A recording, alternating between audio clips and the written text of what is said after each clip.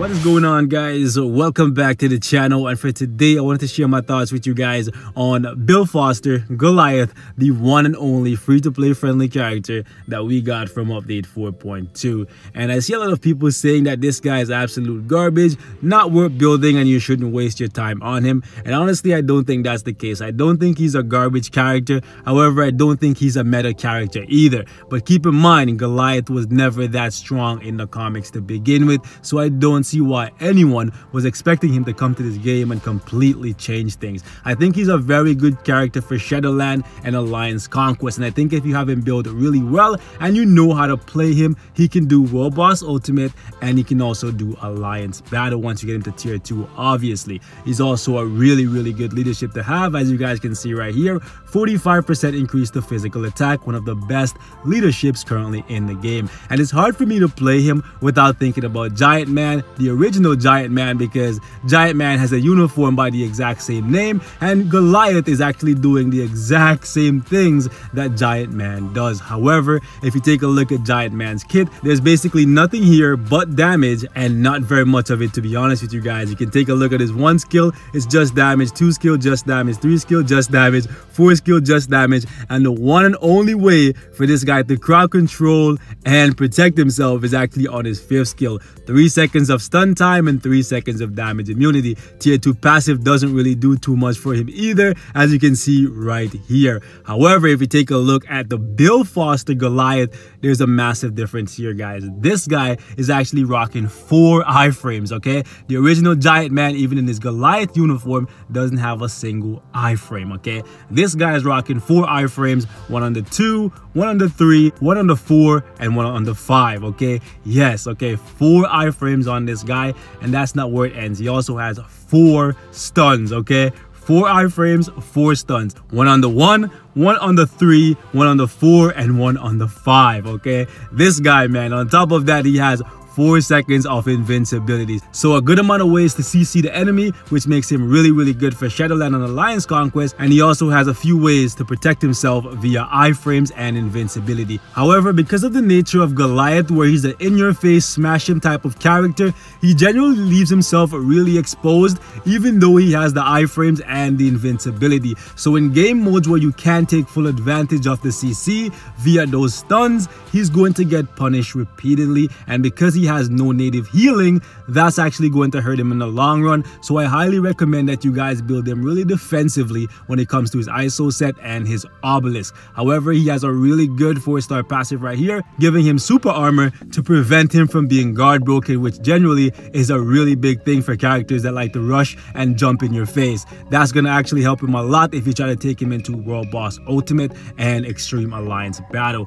Also, when it comes to his tier 2 passive, you can see right here, it's pretty similar to Giant Man, decrease to all damage and increase to his damage as well. So overall, I think it's a good kit, great leadership, lots of survivability tools here, and some really good amount of crowd control for Shadowland and Alliance Conquest. Like I said, if you build him properly and you know how to use the character, you can get more out of him. But those are the 2 staple game modes where I can see him doing really well in, even if you just pick him up and play him for a few minutes. As you can see right here, this is what the overall build currently looks like for him. As of right now, I actually have him with all his gears at 20, so I can tier 2 him whenever I feel like it. However, I want to play around with him a little bit more to show you guys what he can do at tier 1 for those of you guys who don't want to make that tier 2 investment right out the gate. As you can see right here, this is what the overall build details currently look like for him. We have 110 for attack speed, which I think is good enough because he has a couple skills that actually buff him, which I didn't actually touch on. As you guys can see right here, the 2 skill is actually a buff that gives him 20% increase to all attack and all speed as well.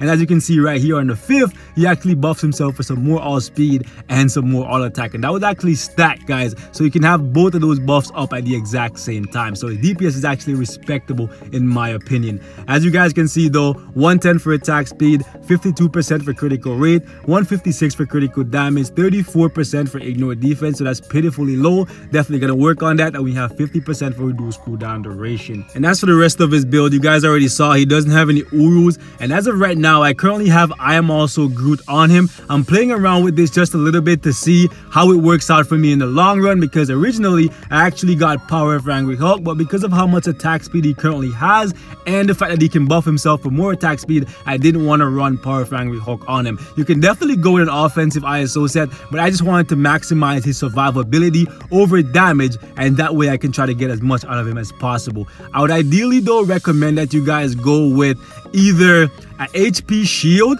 if you're not going to go with a recovery type ISO like me. I would say go with an HP shield, something like Drastic Density or Binary Power. If I got one of those two before I got I Am Also Groot, I would have definitely sticked with those. As you can see, I don't currently have an Obelisk on him, but I'm thinking about giving him something like this right here. Not with the dodge though, but ideally double max HP or max HP and critical damage or critical rate with invincibility to bump up his survivability as much as possible. I don't really have a hard time keeping him alive for stuff like Shadowlands, so it's not like I need the invincibility. I just want to make him as annoying as possible for stuff like Alliance Conquest. So if you don't care about Conquest and you just want to get as much damage out of him as possible, go with a damage proc and ideally go with an offensive ISO set. But that being said, let's actually jump into a little bit of gameplay and we're going to test him out right here on floor 11. And you know what we're going to do, guys? We're actually going to test out Giant Man, my tier 2 Giant Man, and I want to give you guys a comparison as well and show you that this guy at tier 1 is actually better than a standalone Goliath. Not Giant Man, but Goliath, because my Goliath actually has a uniform. I'll actually show you guys the build for him as well, and then we'll jump in. As you can see right here, 117 for attack speed, 49% for critical rate, 181 for critical damage, 44% for ignore defense, 50% for reduced cooldown duration. Gears are all at 20 obviously since he's at tier 2. We currently have all the skills at 6, and he's running Power of Angry Hulk. Keep that in mind. He's also running critical damage, ignore dodge, and a 110% damage block. This uniform is at normal, and I will never recommend that you guys upgrade it. You should definitely skip this if you don't currently own it and buy the Pimtron uniform, because this is currently the best and only way to play Giant Man. Base kit is no good, Goliath uniform is no good. Okay, unless this is being sold for gold, I would not recommend you guys buy it. So that being said, let's jump back into Shadowland, and we're going to start off with Goliath, and I want to show you guys how he performs, and then we'll jump in with Bill Foster right after. So we're going to test his overall damage and survivability at tier 2 and then compare that to a tier 1 character. And you guys can make your own judgment. Let's do it. Alright boys, so we're going to try our best to kill 2 people and see how fast we can bring out Jane Foster.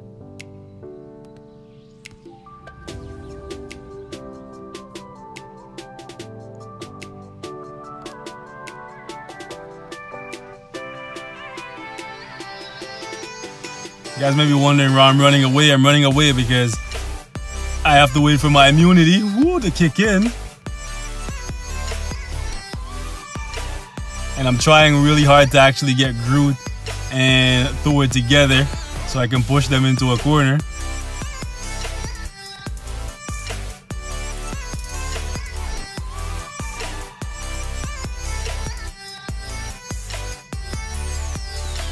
Yep, I thought we had them, but no, we do not. Thor, ooh, why is Groot not stunned?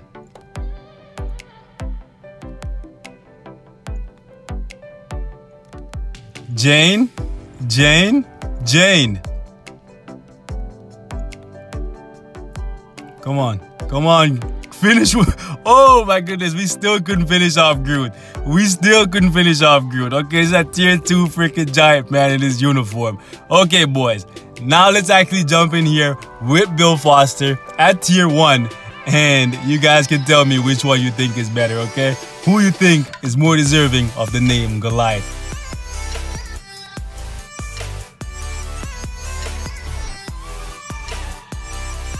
Alright, boys. Let's do this.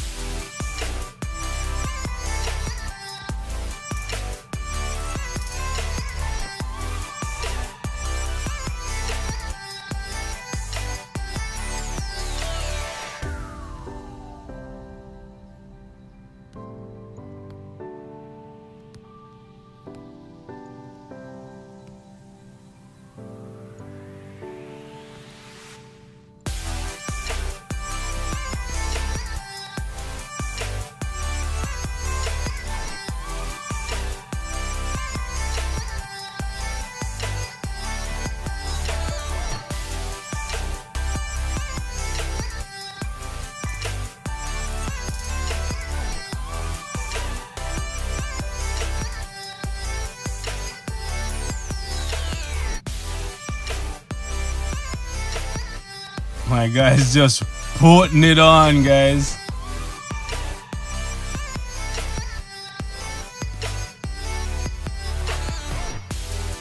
Jane Foster getting that work.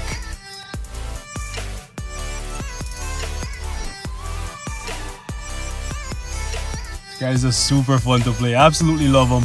For Shadowland, I think he's a decent character, but if your roster is big enough and you don't need more Shadowland characters, I guess you don't need to build them. But keep in mind, he's basically a better Giant Man and a significantly better Gorgon. So if you were going to consider building someone like Gorgon because you don't have him yet, I would highly recommend building Goliath instead. I don't think Goliath is better than Beast, so keep that in mind. For any of you guys who are building the X-Men, you should definitely build Beast and build this guy after, because leadership is equal, but keep in mind that Beast has a passable buff that can further enhance your characters. Well, that's all I have for this one, guys. Like always, thank you so much for watching. Hope it was informative. Let me know what your thoughts are on Bill Foster Goliath. If you have him, let me know some of the things you've been able to do with him. Until next time, boys, thanks for watching. Peace out.